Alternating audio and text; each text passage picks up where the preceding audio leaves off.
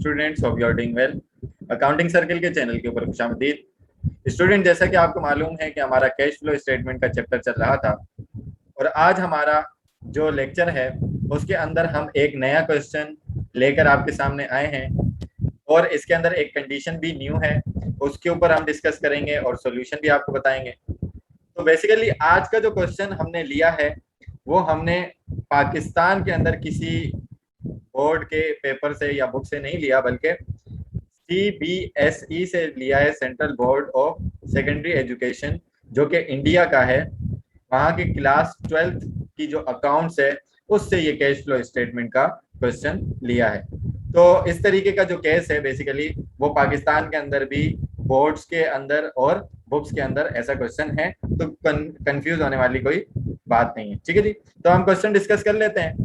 कह रहे हैं कि following is the balance sheet of विजबैन लिमिटेड ऑन 31 मार्च 2012 को डेटा दिया हुआ है और आपको एक बैलेंस शीट दी हुई है। आप देख सकते हैं 2011 का डेटा और 2012 का डेटा, तो यहाँ से यहाँ देखना है आपने, ठीक है ना। अब नॉर्मली जब हम अपनी अकाउंट्स पढ़ रहे होते हैं तो सबसे पहले पाकिस्तान के अंदर क्या फॉलो हो रहा होता है कि ऊपर एसेट लिखते हैं और नीचे बैलेंस शीट के अंदर जो आइटम आते हैं वो शेयर होल्डर इक्विटी के आते हैं। लेकिन यहाँ पर पहले क्या है, शेयर होल्डर इक्विटी के फंड्स हैं, तो इसमें कोई मसले वाली बात नहीं है। तो शेयर कैपिटल आपके पास 6 लाख का था, अब 7 लाख का हो गया। इसका मतलब इसके अंदर चेंजेस हैं। रिजर्व्स एंड सरप्लस, यानी कि अगर रिटेन अर्निंग इसको हम बोलें, balance in statement of profit and loss बोलें आप इसको, ठीक है ना। तो ये आपके पास 1,10,000 का था, अब 2,000 रुपए का, सॉरी 2 लाख का हो गया। इसका मतलब 90,000 का चेंज है। Non current liabilities, long term borrowings है आपके पास, ठीक है ना। लायबिलिटी बढ़ी है 1 लाख से।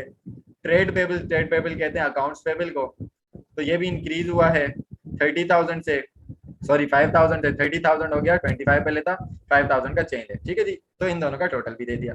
एसेट्स के अंदर अगर हम बात करें तो सबसे पहले फिक्स एसेट जो टेंजिबल हैं वो 8 के थे, अब 11 के हो गए। इसका मतलब 3 लाख का चेंज है। परचेज किए, सेल किए, वो हम बाद में कंडीशन देख लेंगे। करंट एसेट के अंदर इन्वेंट्रीज जो थी वो 60 की थी, अब कितनी की हो गई हैं, वो 70 की हो गई हैं।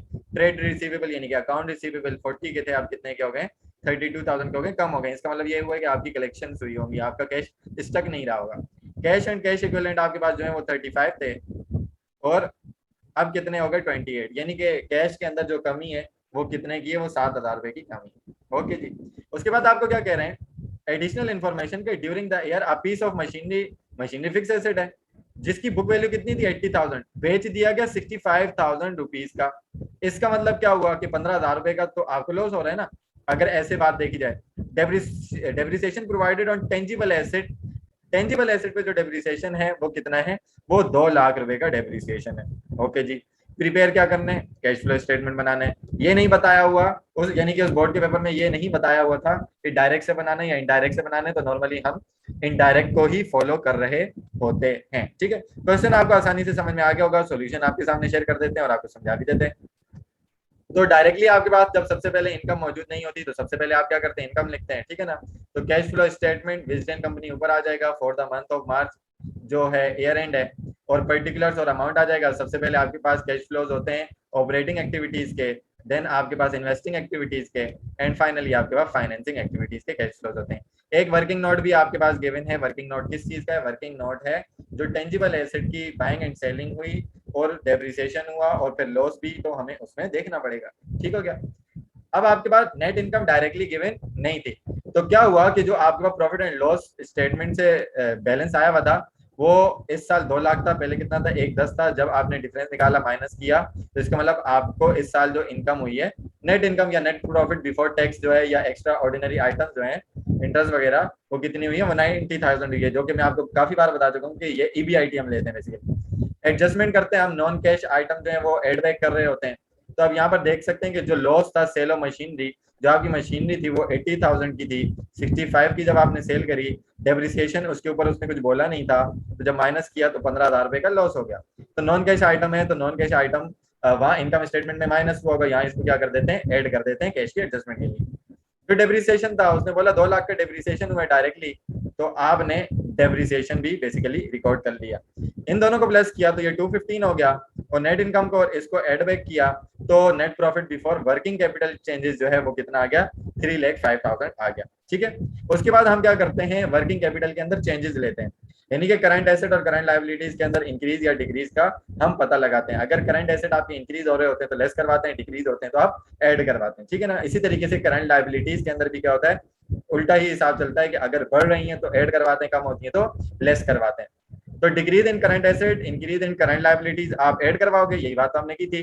तो जो ट्रेड रिसीवेबल्स थे वो आपके 8000 से इंक्रीज हो रहे थे तो आपने ऐड करवाया, और जो ट्रेड पेबल्स हैं वो इंक्रीज हो रहे थे, यानी कि अकाउंट पेबल आपका इंक्रीज हुआ है, और ट्रेड रिसीवेबल डिक्रीज हुआ है, यानी कि आपने पैसों की कलेक्शन की है। तो बैक हैंड पे मैं आपको इतनी बार बात बता चुका हूँ कि भाई आपने कैश का कॉन्सेप्ट देखना है, आ रहा है कि जा रहा है। तो ट्रेड रिसीवेबल, यहाँ आपने उधार पर कुछ सामान खरीदा, लायबिलिटी तो बढ़ गई लेकिन पैसा आपका नहीं गया ना, इस वजह से आपने इसको ऐड करवाया। इसी तरीके से इंक्रीज इन करंट एसेट का बढ़ना और डिक्रीज इन करंट लायबिलिटीज आप लेस करवाते हो, तो इन्वेंट्रीज जो थी वो 10,000 रुपए से बढ़ गई। जब बढ़ गई इसका मतलब आपने खरीदी होंगी तो आपका पैसा उसमें स्टक हो गया, बाकी लायबिलिटीज तो थी नहीं, तो ये 10,000 माइनस में आ गया। 8 और 5 13 और 10 माइनस किया तो फाइनल आपका जो रिजल्ट आया वो 3000 आया। Net profit before working capital changes था और वर्किंग कैपिटल चेंजेस 3000 था। तो total net cash flow from operating activities आपके पास कितना आ गया, 3,08,000 रुपए का आ गया। ठीक है जी, ये आपका पहला आंसर है, आपकी कैश फ्लो का पहला आंसर है ये। Now cash flow from investing activity जो कि फिक्स एसेट के परचेज और सेल से ताल्लुक रख रही होती है, कुछ लॉन्ग टर्म लायबिलिटीज भी आ जाती हैं और उस तरीके की इन्वेस्टमेंट भी आ जाती है। सबसे पहले क्या हुआ कि proceed from sale of machinery, जो आपने मशीनरी बेची 80 की थी 65 की बेची, जब 65,000 की आपने मशीनरी बेची तो 65,000 के आपके पास कैश आया कि नहीं आया, जी भाई बिल्कुल आया, तो आपने उसको ऐड करवा दिया। अब जो पेमेंट फॉर परचेज और टेंजिबल एसेट है, आपने टेंजिबल एसेट खरीदे भी हैं तो उसके हवाले से हम बात कर लेते हैं, ठीक है ना। अब मैं थोड़ा सा आपको पहले पीछे लेके चला जाऊँ।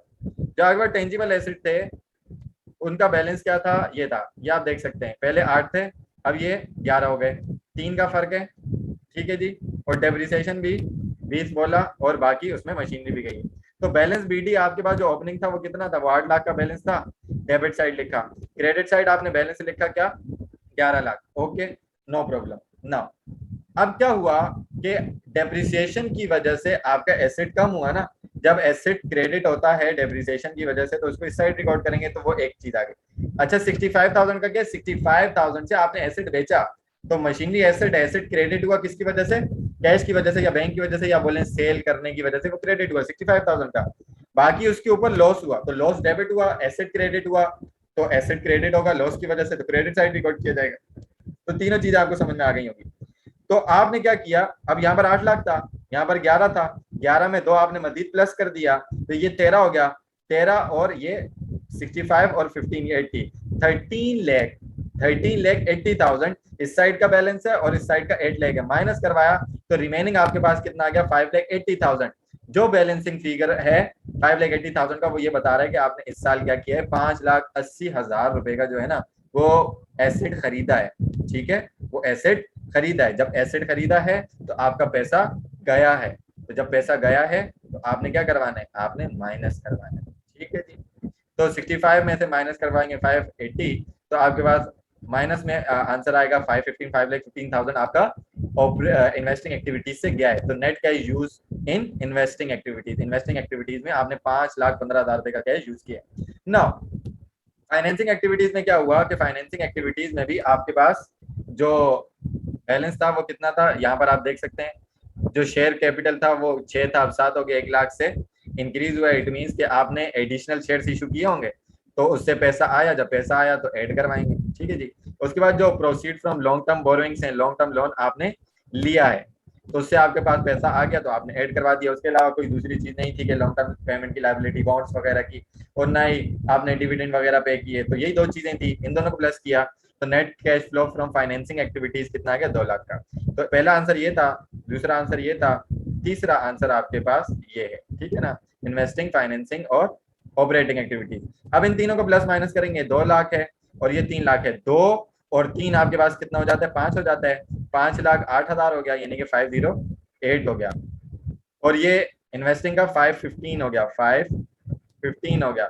इसका मतलब क्या हुआ, नेगेटिव बैलेंस याद है, तो पहले ही बताया था कि नहीं बताया था, लेक्चर वापस ले जाकर देख लें। मैंने आपको बताया था कि कैश में जो है यहाँ पर कितने की कमी है, 7,000। कैश फ्लो स्टेटमेंट का सबसे अच्छा जो पसंदीदा बात है उसकी वो मुझे यही लगती है कि आंसर आपको पहले से पता है कि क्या आने वाला है। तो 7,000 कम हुए आपके पैसे, 7,000 आपके पैसे कम हुए, तो वही तो आपने रिजल्ट निकाला कि 7,000 कैसे कम हुआ, ठीक है ना। 518 था, माइनस किया तो आपके पास 7,000 नेगेटिव में बैलेंस आ गया कि नहीं आ गया? जी बिल्कुल आ गया। तो आपने जब बिगिनिंग बैलेंस उसमें ऐड करवाया 35 का प्लस माइनस माइनस, 35 में से 7 प्लस करवाया तो एंडिंग बैलेंस आपके पास कैश एंड कैश इक्विवेलेंट का कितना आ गया? 28,000 का आ गया। ठीक है जी, तो बहुत ही आसान सा क्वेश्चन था। आई होप कि आपको अच्छे तरीके से समझ में आ चुका होगा। जो पाकिस्तानी व्यूवर्स हैं उनको भी अच्छे तरीके से समझ में आ चुका होगा।